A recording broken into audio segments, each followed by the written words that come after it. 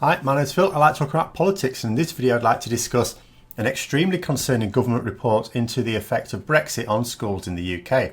But first, if you find yourself enjoying the video, then please click the like button and subscribe to the channel. So the government has, of course, produced a number of reports into the effects of Brexit on all aspects of society and government control. This is naturally a very responsible thing to do in order to properly prepare for future challenges. What is less responsible is that the government have sought to restrict these reports, banning them from publication. Now, the reason for this is that senior Conservatives, including Theresa May when she was Prime Minister, were convinced that the UK had to leave the EU for the future of their precious pustulous party. The reports have all been damning of Brexit, of course, and a no-deal Brexit most of all, and circulation of these reports would certainly have had public opinion turning against leaving, more so than it already has done. So how do I know that the conclusions are so dire if they're not publishing them? Well, these reports have been seen by people who actually care about their country and leaked out. Sometimes by civil servants who should not technically be doing so, but sometimes by members of parliament who enjoy what is called parliamentary privilege, which sort of protects them from prosecution for saying anything in the public interest.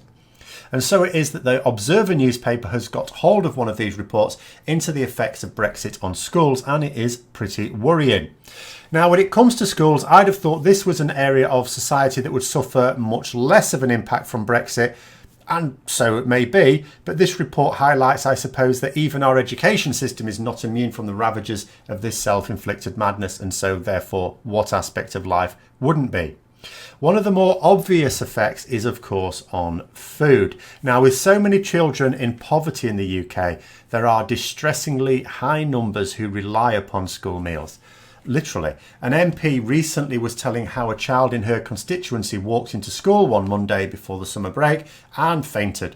They hadn't eaten since their last school meal the previous Friday.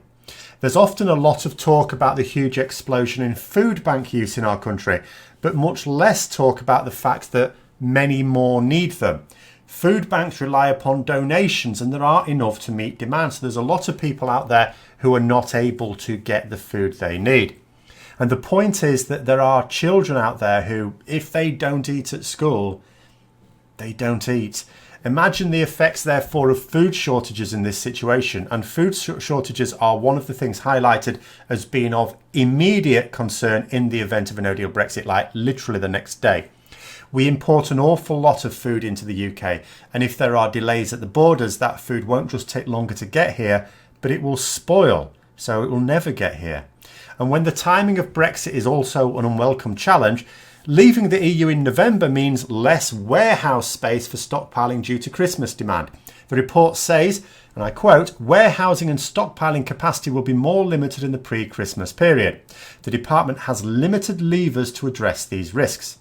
Levers refers to action that can be taken to influence events by the department. They are essentially saying that they can see the problem coming, they aren't really doing anything about it. The only thing the report suggests that the Department for Education will be able to do to help is to advise schools on re-evaluating the acceptable standards. In other words, lower the quality expected of the meals. There are certain standards required of school meals.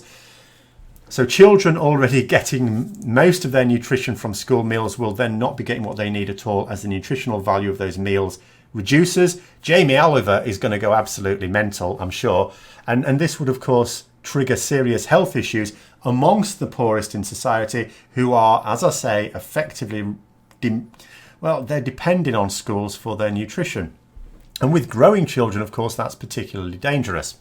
The report also argues that informing the public about these concerns would be counterproductive as people panic buy with prices potentially increasing by over 20%. Now, that may be true, but I'd argue that if there were full disclosure of the catastrophic effects of Brexit, then that panic would most likely be directed towards insisting that we don't leave the EU at all, at least not under such dangerous circumstances. There are also more localised issues related to schools. Difficulty in teachers getting to their schools is a particular issue, particularly in Kent, due to the travel disruption of blocked borders, around Dover, our key trading route with the EU there. Obviously, if the roads are blocked with lorries, people are going to struggle to get to work. And although this report focuses on teachers getting to work, the same principles would apply to everyone. There's nothing special about how teachers get to work. Lots of people work a car journey away from where they live. So the cost to local businesses due to a malfunctioning road network around dock towns could be monumental. The government notes that this travel disruption might necessitate school closures, something that always has an economic impact for the country as parents have to take time off work to look after the children who would normally be at school. And it's not just the impact on getting teachers to schools. Congested roads would lead to poor air quality, another reason why schools may have to be closed, but on health grounds this time. It could also have an impact on exams, though, due to leave in November, you don't really get too many exams at that time. There are some, but not that many. So if the issues are sorted before March, then it shouldn't be too bad. Not that I have ever seen any plan for sorting the problems within a few months that doesn't involve our government going cap in hand to the EU to beg for the deal that's actually been available for a year already.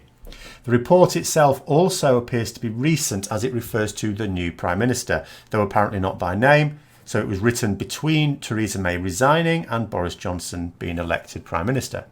So that means it has been written with our no deal preparations in mind. This isn't an old report before we knew what we were going to do about it. So what we can say is that there's no confidence in government that those preparations will ease pressure on our road networks around key trade routes in the country. We can say that we don't expect to be able to get food into the country easily either.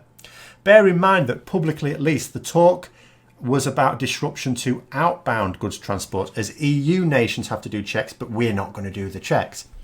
But this is a secret government report with the full facts available. If we're going to have food shortages that will affect school meals, then that means that inbound travel is going to be severely disrupted as well.